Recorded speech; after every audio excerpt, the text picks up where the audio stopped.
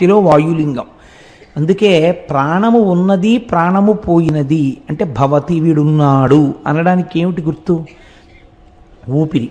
ఆ ఊపిరి ఆగిపోయింది అనుకోండి, శవం వెళ్ళిపోయినాడు, అమంగళ స్వరూపం అయిపోయింది అంటున్నాం. అందుకే శ్రీకాళహస్తిలో శివలింగం పశ్చిమాన్ని తిరుగుతుంది.